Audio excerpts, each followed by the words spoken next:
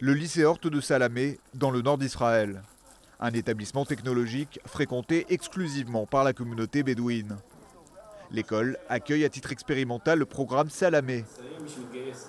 Depuis 3 ans, il s'applique à une classe d'une vingtaine d'élèves qui demain s'enrôleront dans une unité logistique de l'armée israélienne. Le cursus qu'ils ont suivi a bien sûr été adapté dans cette perspective.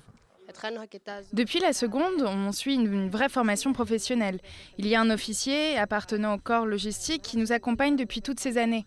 Ça nous aide au niveau de l'hébreu et de l'apprentissage des cours. Nous retrouvons Madeleine quelques instants plus tard dans la salle de réunion du lycée. Aujourd'hui, elle et 3 autres étudiants en classe de terminale sont invités à rencontrer des officiers de Tsahal. Leurs résultats scolaires en font des futurs modèles d'intégration à la société israélienne. Justement, l'armée fonde énormément d'espoir sur la minorité bédouine, pour qui le service militaire n'est pas obligatoire.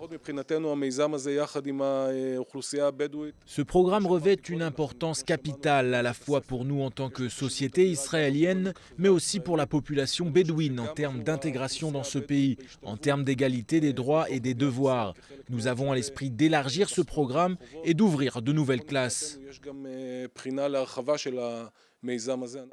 Mais le programme Salamé ne serait pas possible sans le volontarisme de la communauté bédouine, à commencer par ses responsables éducatifs. Mahmoud est l'un d'entre eux.